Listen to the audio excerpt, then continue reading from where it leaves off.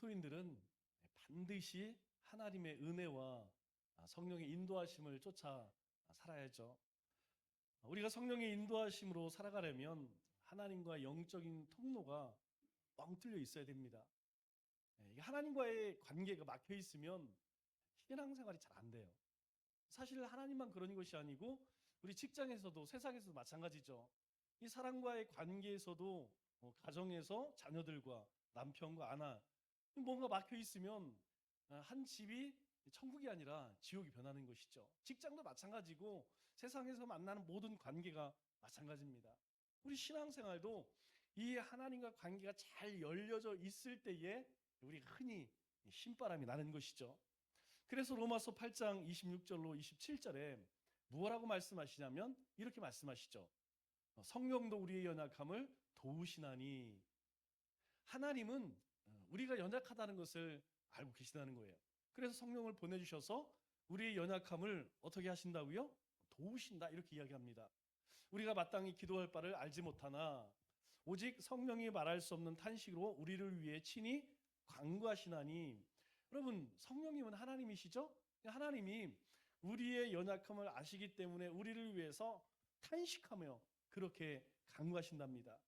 27절에 그 성령님께서 마음을 살피시니가 성령의 생각을 아시나니 이는 성령이 하나님의 뜻대로 성도를 위하여 간구하심이니라. 이 말의 의미 쉽게 이야기하면 우리가 무엇을 기도할지 잘 모를 때에 하나님께서 우리 가운데에 무엇을 위해서 기도해야 되는지 알게 하신다는 것이죠. 알게 하면 하나님께 간구하는 것이고 간구하면 우리가 그 간구함을 쫓아 살게 하신다는 것입니다. 즉 우리의 발걸음을 인도하신다는 것이죠. 그 인도하심을 받기 위해서 하나님께서는 우리에게 아주 중요한 무기를 주셨어요. 그게 무엇이냐면 기도입니다. 그래서 기도는 내가 하는 것 같지만 내가 하는 게 아니에요. 여러분, 우리가 성경을 묵상하는 것 내가 하는 것 같지만 내가 하는 게 아닙니다. 우리 안에 있는 영이 하시는 거예요. 예배 내가 드리는 것 같지만 하나님의 영이 임하지 않으면 여러분 절대 예배 못 드립니다. 찬양? 우리는 그냥 앞에 찬양 인도하고 반주가 있으니까 따라 부르는 것 같지만 여러분 그렇지가 않아요. 하나님과의 관계가 열려져야만 찬양이 나오는 것이고 예배를 드리는 것이고 기도를 할 수 있다는 것이죠. 그래서 기도는 성령으로, 성령 안에서 성령의 도우심을 받아 하는 것입니다. 그래서 기도는 곧 성령 충만이다, 이렇게 얘기할 수 있겠죠. 기도하면 성령 충만함을 받아요. 그리고 성령 충만함을 받으면 기도하게 되는 것이죠. 그래서 이 관계는 우리 일상 가운데에서 계속 유지가 되기 때문에 뭐라고 우리에게 권면하시죠? 쉬지 말고 기도하라. 기도하면 성령 충만해. 성령 충만하면 하나님의 뜻을 분별하게 되죠. 하나님의 뜻을 분별하기 위해서 우리는 또 어떻게 해요?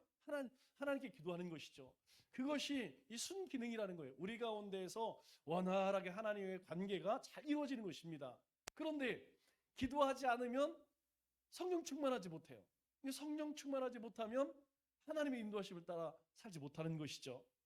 그래서 기도에서 우리가 가장 먼저 간구해야 할 것은 성령의 임재와 충만과 교통하심이라는 거예요.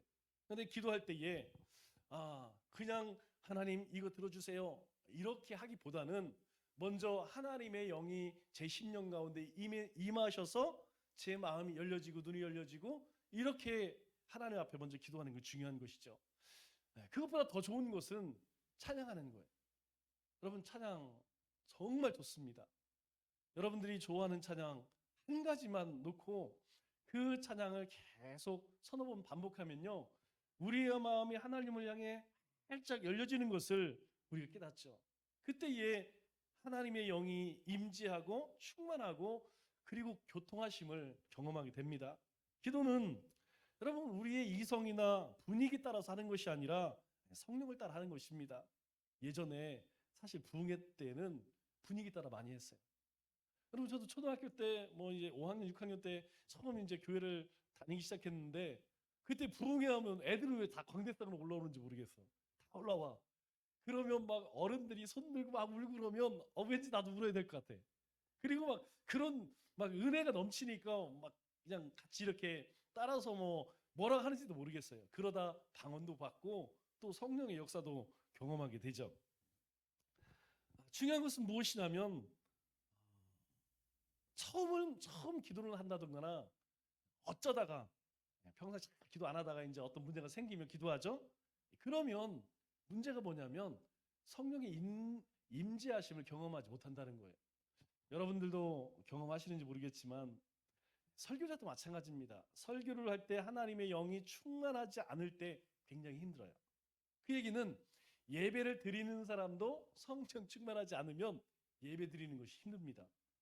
여러분들 잘 모르실 것이라고 생각하지만 이렇게 예배 드리다 보면 참 힘들어 하시는 분이 계시고 어떤 분에게는 정말 하늘의 문이 열려서 하나님의 은혜가 막 폭풍같이 그렇게 쏟아지는 것들이 느껴져요.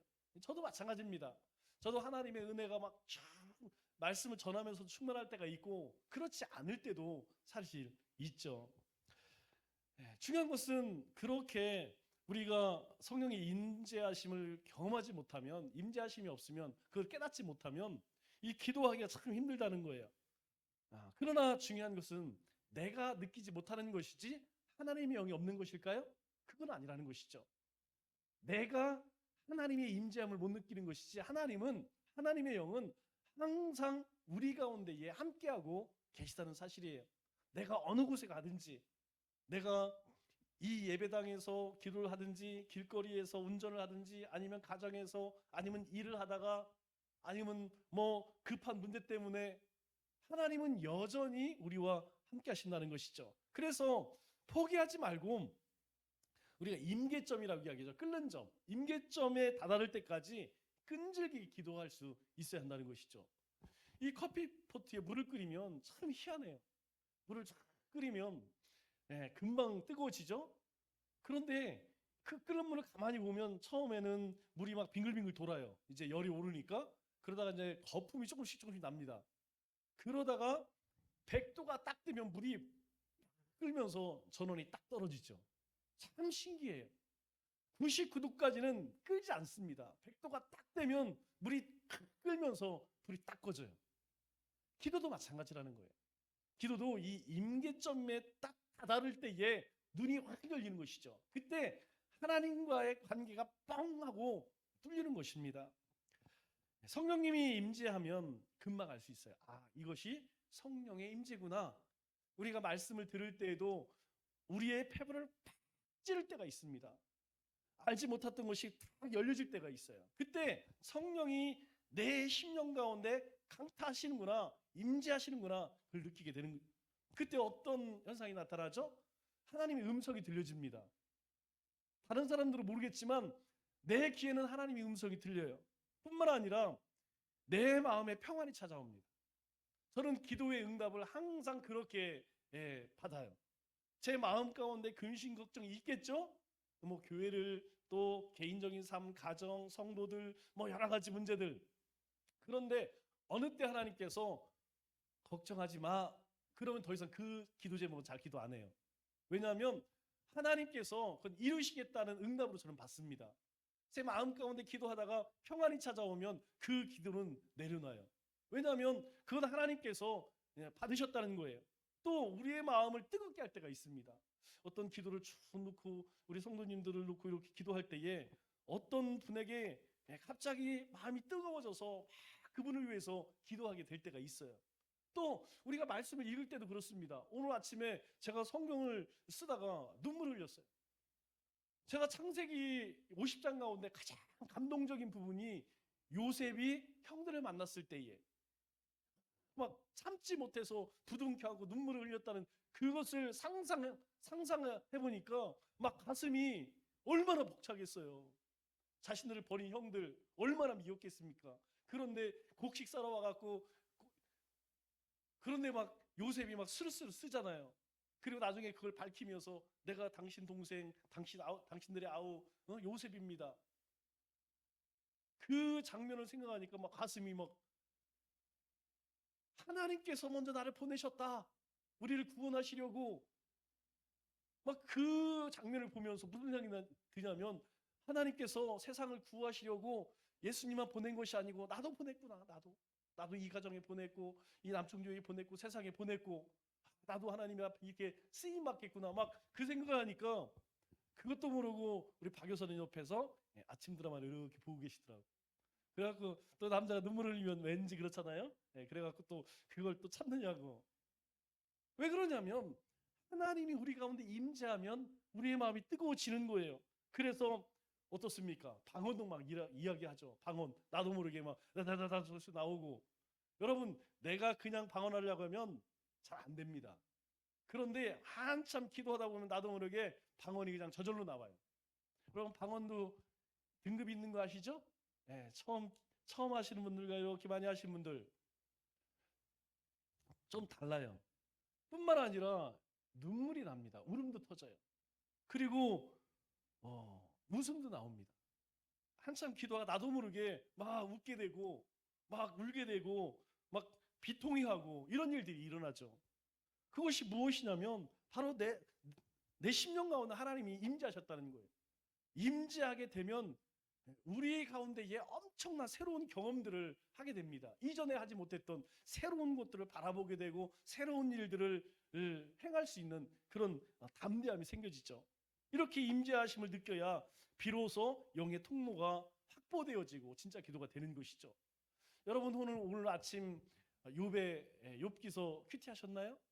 저는 이 큐티 말씀을 준비하면서 욥이 정말 하나님과 어떤 관계였구나 뭐 다른 고백 가운데서도 깨닫지만 오늘 그 욥의 기도 내용 짧은 몇 마디 되지 않는 기도지만 여러분 기도 내용 보세요. 여러분 그 기도 내용은 그냥 하나님과 같이 대화하는 거예요. 하나님 나의 죄 좀 찾아보세요. 만일 찾으셨다면 저에게 말씀해 주세요. 제가 듣겠습니다. 저는 정말 별 볼 일 없는 그런 썩은 음식 같은 그런 존재입니다. 그러니까 하나님 앞에 우리가 기도하는 것처럼 주여 하나님 이것도 해주시고 이게 아니더라고요. 그냥 하나님과 친구와 얘기하는 것처럼 그렇게 하나님 앞에 그렇게 이야기하더라고요. 뭐 우리 성경을 보면 재미가 없지만 우리말 성경을 보세요. 쉬운 성경 보세요. 얼마나 그 내용이 기도 같지가 않다냐 그냥 이야기하는 것 같아요. 그것이 바로 우리가 하나님과 친밀해지면 하나님과의 관계가 뻥 뚫려지면 나타나는 그런 기도의 모습이죠. 우리가 누구나 이상적이고 완벽한 교회 꿈꿉니다. 저도 마찬가지예요. 이왕이면 제가 섬기는 우리 남청주 교회가 완벽한 온전한 교회 되기를 원합니다. 그런데 과연 어떤 교회가 이상적이고 완벽한 교회인지 우리는 그것을 먼저 알 필요가 있습니다.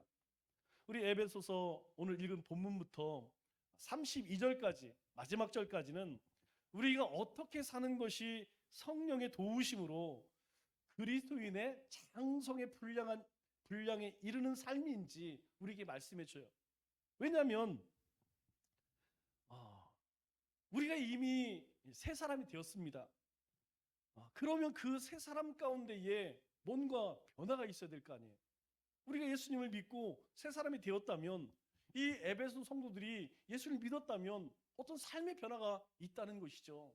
그래서 그 삶의 변화에 대해서 25절로 29절에 이야기를 쭉 합니다.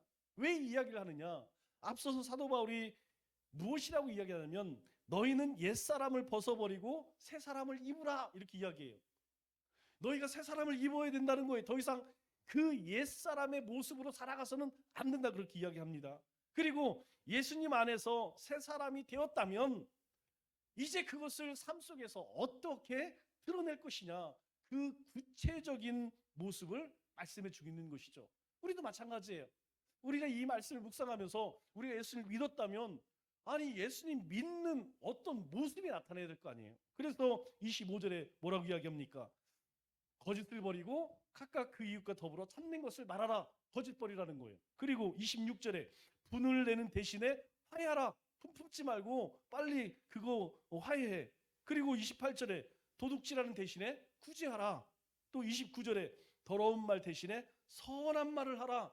이것이 참된 사람의 모습이라는 것입니다. 반대로 아직까지도 우리 가운데에 거짓을 말하고 분을 내고 도둑질하고 더러운 그런 말들을 하면 아직 옛 모습을 벗어버리지 못했다, 이렇게도 이야기할 수 있겠죠. 그런데 재미있는 것은 무엇이냐면 이 말씀 가운데에서 앞부분은 옛 모습을 이야기하고 뒷부분은 새 사람의 이야기를 하는 거예요. 우리 25절 보면 뭐라고 이야기하죠? 거짓을 버리고, 거짓을 버리지 않았던 것이 우리 옛 모습입니다. 그러나 거짓을 버리고 참된 것을 말하는 것, 그것이 새 사람의 모습이라는 것이죠. 예전에는 둘을 잘 냈어. 마음에 안 들으면 막 그냥 분노하고 막 누군가에게 막 그렇게 피해를 입혔는데 이제는 그렇게 하지 않는다는 거예요. 이것이 바로 옛사람과 새 사람의 비교되는, 대조되는 모습이라는 것입니다. 그래서 먼저 사도 바울은 25절에 새 사람은 거짓말을 버리고 참된 것을 말해야 한다, 이렇게 권면을 하죠. 여러분, 이 말은 지금 에베소 성도 가운데에 거짓말쟁이들이 있다는 얘기입니까? 없다는 얘기입니까? 있다는 이야기죠. 거짓말을 하는 사람이 없는데 너희 가운데 거짓을 버리고 이렇게 이야기하겠습니까? 그들 가운데에 여전히 옛사람, 즉 하나님을 만나지 못했던 그 시절의 그 악한 습성을 가지고 그렇게 거짓을 말하는 사람이 있다는 것이죠. 그러나 성도가 거짓말하는 것은 새 사람의 옷을 입은 것이 아니라는 것입니다.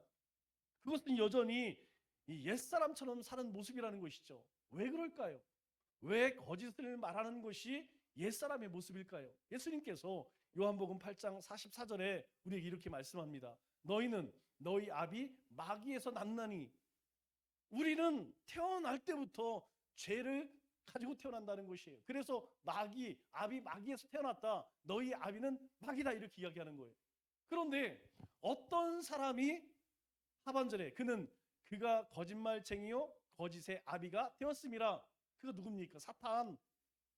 우리가 아비의 욕심대로 너희가 행하고자 하느냐? 처음부터 살인자요. 누가? 사탄이. 그런데 우리가 거짓말하는 것은 바로 여전히 우리가 우리의 아비가 거짓이기 때문에. 그런데 이것은요, 하나님을 모르는 사람들이 하는 이야기죠. 우리는 예수 그리스도로 인하여서 우리 아버지가 누굽니까? 사탄이에요? 아니지 않습니까? 우리는 하나님이라는 거예요. 그런데 우리가 만일 거짓을 말한다면 우리의 아비는 누구라는 거예요? 사탄이라는 것이죠.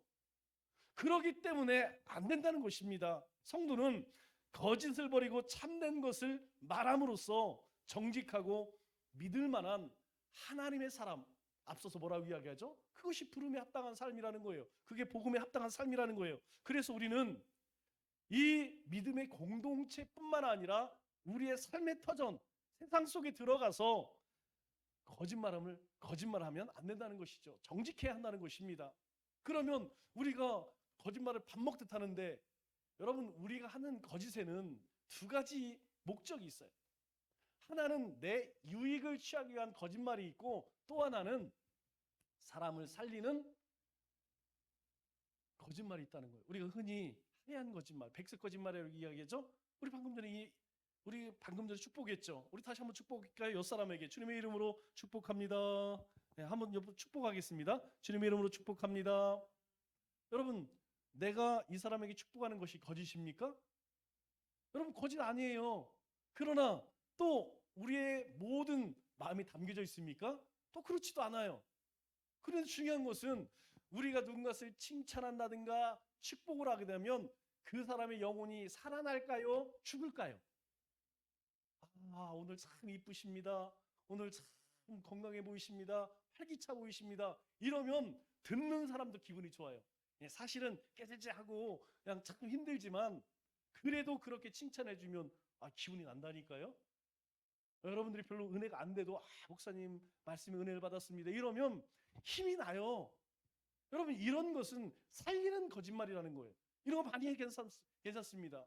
그래서 저 여리고성에서 정탐꾼을 숨겨줄 때에 거짓말하지 않습니까? 그런데 그 거짓말이 용인되었던 것은, 허락되었던 것은 바로 살리라면 사람을 살리는 거짓말이었기 때문에. 그러나 반대로 사람을 죽이는 거짓말이 있습니다. 그 거짓말들을 보면 하나같이 어떻습니까? 그 거짓말 하나같이 뒤에 뭐가 숨겨져 있냐면 자신의 욕심과 욕망이 숨겨져 있다는 거예요. 오늘 특별히 이 25절 말씀을 보니까 뭐라고 이야기합니까? 서로 누구에게 그런지 거짓을 버리고 각각 그 이웃과 더불어 참된 것을 말하라. 이는 우리가 서로 여기서 서로는 누굴까요? 우리 지체를 이야기하는 것이죠. 믿음의 공동체 이것을 이야기하는 것이죠. 왜 그렇게 우리가 왜 거짓말을 하지 말아야 되느냐? 우리는 한 지체라는 거예요. 모두가 하나님을 아버지라고 부르는 하나님의 자녀라는 것입니다.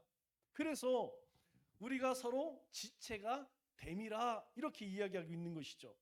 우리 몸에 만일 우리 몸의 지체가 만일 말을 한다고 해보세요. 그런데 손이 발에게 거짓말을 하고 눈이 입에게 거짓말을 하고 그러면 여러분 그 몸이 어떻게 될까요? 분명히 두 가지 증상이 나타날 거예요. 하나는 정신병자 소리 들 겁니다. 여러분 생각해 보세요. 머리가 이렇게 생각하면 생각한 대로 말을 해야죠. 눈이 바라보면 바라보는 대로 가야죠. 눈이 바라보는데 지금 시궁창을 향해 가는데 눈이 괜찮아. 지금 너 잘 가고 있어. 여러분 그러면 분명히 뭔가 문제가 생긴다니까요. 건강에 문제가 생기든지 정신적으로 문제가 생기든지 그 몸은 온전할 수 없다는 것이죠. 그래서 우리가 하나님 나라를 위해서 다 부름받은 거예요. 지금 살아있다는 이야기는 하나님의 영광을 위해서 지금 우리가 살아가고 있다는 것입니다. 뭐 어떤 모습이든 하나님은 하나님의 영광을 받으시기에 우리를 지금까지 보존하신다는 것이죠. 다 이유가 있어서 하나님께 우리를 부르셨다는 거예요. 그런데 우리가 하나님을 알지 못하면 우리가 하나님의 영으로 충만하지 못하면 저 사람은 참 쓸모없어 보여. 저 사람은 왜 있는지 모르겠어. 여러분 그렇게 여기게 되면 어떻습니까? 하찮게 여기면 무시하게 되면 그 사람에게 아무렇지도 않게 악한 거짓말을 하게 된다는 것이죠. 결국 어떻게 됩니까? 우리가 서로가 서로에게 거짓말하는 것은 결국 주님의 몸된 교회가 병들게 된다는 것이죠. 그러면 여러분 왜 거짓말을 한다고 이야기했습니까? 거기에 이익이 있기 때문에 우리 공동체 안에서 지체 가운데에서도 거짓말하는 이유는 한 가지예요. 뭔가 나에게 이익이 있기 때문에 이익이 없으면 왜 거짓말을 하겠습니까? 그런데 이 교회의 영광을 받으실 분은 오직 하나님만 계시다는 거예요. 우리가 이걸 기억해야 됩니다. 내가 거짓말을 해서 사람들이 나를 존경하고 나를 뭐 어떻게 그렇게 그게 무슨 소용이 있겠어요? 아무 소용 없습니다. 우리가 받을 그 영광, 그 모든 것들은 다 하나님께 올려져야 한다는 것이죠. 하나님께 돌아갈 영광을 내가 취하려 하기 때문에 우리는 거짓말을 한다는 거예요. 그래서 만일 그런 것이 있다면 여러분 빨리 바꿔야 됩니다. 무엇으로? 참된 것을 말하라 이렇게 이야기해요. 참된 것, 진실된 것 이야기하라고 말합니다. 그런데 사도 바울이 이 에베소 성도들과 오늘 우리에게 거짓을 버리라 이렇게 말씀하는 것은 무엇을 전제하는 거라고 했어요? 우리가 때때로 거짓말을 한다는 것입니다. 거짓을 전제로 이 이야기를 하는 것이죠. 그러면 거짓이 무엇이냐는 것이죠. 이 거짓이 무엇입니까? 여러분 거짓은 아무것도 없는 것을 이야기해요. 없는 것을 있는 것처럼 말하는 것, 그것이 바로 거짓입니다. 자, 돈이 없어요. 그런데 돈이 있는 척 투자해. 뭐라 그래요? 그걸 사기라고 해. 사기. 돈이 없는데 있는 척, 땅이 없는데 있는 척, 권세가 없는데 있는 척, 명예가 없는데 있는 척. 그래서 사람들에게 나는 권력도 있고 돈도 있고 땅도 있고 그러니 투자해. 그럼 내가 그걸 뻥 해서 내가 10배, 60배, 100배로 너에게 갚아주겠어. 그럼 거기 속는 사람도 있다니까요. 우리 가운데 속았던 사람도 있을 수 있어요.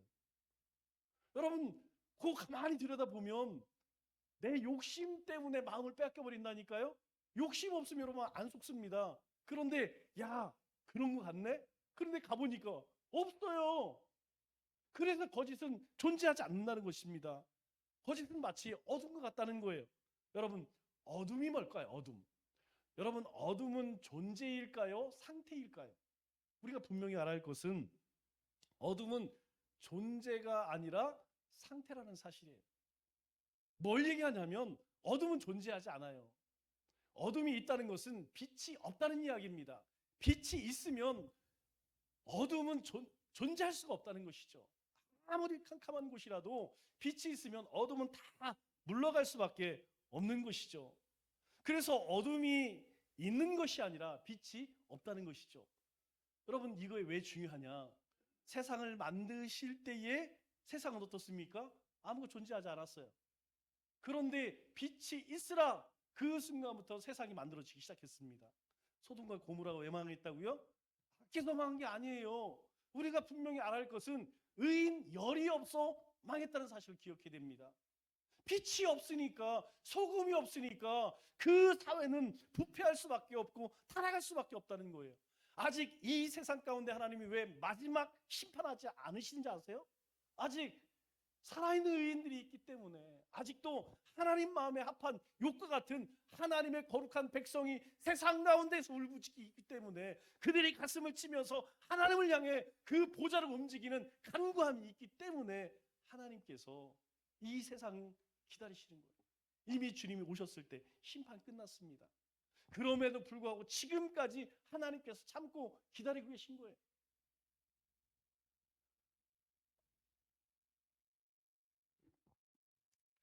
마찬가지로 여러분, 거짓이 아무리 크다 할지라도 진실 앞에서는 거짓은 드러날 수가 없습니다. 여러분, 참 이상해요. 우리 어제가 무슨 날인지 아세요? 어제가 12.6입니다. 12.6. 12.6 79년 10월 26일 박정희 대통령이 김재규로 가는 중앙정보부장에게 총을 맞아서 죽은 날이에요. 여러분, 왜 죽었을까요? 박정희 대통령이 18년 반을 통치를 했어요. 그런데 유신헌법을 만들어서 더 하려고 해. 그런데 국민들에게는 그렇지 않다는 것이죠. 나라를 더 부강하게 하고 국민들을 잘 살게 하고, 포장은 그럴듯한데 그 진실을, 그 욕심을 숨길 수 있나요? 여러분, 속일 수 없는 거예요.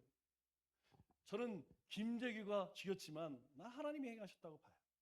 그 바을에 다음에 누가 정권을 잡죠? 쿠데타 일으켜서 전두환 대통령이 되잖아요. 그런데 어떻습니까? 그렇게 기세 등등하고, 그래 봐야 5년 지나고 나니까 6.29라고 들어보셨어요? 아, 노태우 대통령이 이제는 우리끼리 수닥수닥해서 대통령 안 뽑고 국민들이 직접 뽑는 직선제로 바꾸겠습니다. 이게 6.29 선언이에요. 그 선언을 함으로써 이제 전 국민이 데모하며 막 난리가 났었죠. 우리가 흔히 이야기하는 민주화 운동이죠. 여러분, 아무리 우리는 저 부패한 정권을 무너뜨리고 새로운, 그 당시에 저 초등학교 때 같은데, 그 당시에 제가 무슨 기억을 하냐면 삼청교육대라는 걸 기억해요. 예전에는 여러분 동네에 깡패 건달들이 얼마나 많은지 모릅니다. 길거리에서 술 드시고 나자빠지신 분들이 그냥 길거리 저녁 때에 널브러져 있었어요. 옛날에는 왜 이렇게 깡패들이 많은지 모르겠어. 그런데 이 뭐 정의사회 구현 뭐 이래 갖고 하여튼 동네 깡패들 다 잡아다가 저기 삼청교육대 보내서, 여러분 목적은 무엇이냐? 정의사의 구현. 그런데 그 뒤에는 뭐예요? 권력 잡으려고. 여러분, 아무리 그 거짓을 숨기려 해도 시간이 지나니까 어때요? 진실이 다 승리하지 않습니까? 왜 사도 바울이 우리에게 너희가 거짓을 버리고 진실하게 참된 것을 말해야 되느냐? 결코 거짓으로 이길 수 없다는 거예요. 우리가 잘 알고 있는 이솝 이야기 있죠? 이솝 이야기에 양치기 소년 이야기가 나옵니다. 여러분, 이 양치기 소년 그 이야기를 쭉 읽으면 양치기 소년이 양을 치다 보니까 얼마나 무료해요. 심심하고. 그래서 뭐 재미있는 일이 없을까 생각하다가 한번 동네 사람들에게 뻥을 한번 쳐보자. 늑대가 나타났어요. 그랬더니 동네 사람들이 어디 막 난리가 났어. 그래서 와서 사실은요 거짓말이에요. 며칠이 지났습니다. 또 심심한 거예요. 지난번에 막 거짓말을 한 번 하니까 동네 사람들이 막 허둥지둥 달려가고 놀래 얼굴이 노래진 모습을 보니까 막 너무 재밌는 거야. 그래서 한 번 더 하자. 늑대가 나타났어요. 늑대가 나타났어요. 동네 사람들이 또 막대기들 전부 와요. 뻥인데요. 심심할 때 한 번씩 그렇게 거짓말을 하다 보니까 너무너무 행복한 거야. 너무너무 재미있는 거야. 그런데 문제는 어느 날 진짜 늑대가 나타났어요. 늑대가 나타났어요. 진짜 늑대가 나타났어요. 동네 사람 한 명도 나타나지 않아요. 다행히 목숨은 건졌지만 양들은 잃어버렸습니다. 오늘날 교회와 그리스도인이 양치기 소년이 되어버렸어요. 주 예수를 믿으십시오. 그러면 구원을 받습니다. 이렇게 이야기하면 사람들이 뭐라고 이야기하는지 아세요? 너나 잘 믿으세요. 너 하는 거 보니까 나 안 믿을래요. 여러분 나가서 한번 복음 전해보세요. 나가서 이야기를 해보세요. 예수님 믿어야 천국 갑니다. 나 지옥 가도 괜찮으니까 당신이나 잘 믿어. 하나님의 은혜 안에서 축복을 누리세요. 너나 복 많이 받고 속이고 거짓말이나 하지 마. 여러분 이것이 세상 사람들의 평가입니다. 우아이지만 이것이 바로 거짓이 주는 무서움이라는 거예요. 그러면 우리는 신뢰를 주는 사람이 되어야 됩니다. 이제 우리가 교회에서 하나님의 말씀을 또 예배를 찬송을 기도를 했다면 우리의 삶 속에서는 무엇을 해야 되느냐? 그것을 행하는 삶이 되어져야 된다는 거예요. 이제는 내 삶이 찬송과 예배되지 않으면 여러분 세상 가운데에서 복음 전하기 어렵다는 거예요. 주님이 우리에게 당부하는 거예요. 너희 선한 행실로 하나님께 영광을 돌리라. 너희가 하나님의 뜻대로 살아갈 때에 하나님이 영광 받으신다는 것이죠. 이것이 바로 우리가 그리스도인들이 세상에서 취할 태도라는 거예요. 말씀을 맺겠습니다. 우리는 예수 그리스도의 보혈로 의와 진리의 거룩함으로 지으심을 받은 새 사람입니다. 여러분 우리는 옛사람 아니에요. 우리는 새 사람 되었습니다. 그렇다면 어떻게 살아야 할까요? 구습을 따르는 옛 모습으로 사는 것이 아니라 매일 새롭게 거듭남의 삶을 살아야 한다는 것입니다. 남은 3일도 새 사람의 옷을 입고 하나님의 거룩한 자녀답게 거짓을 버리고 참된 것을 말하고 행하는 우리 믿음의 권속들 다 되시기를 주님의 이름으로 축원합니다.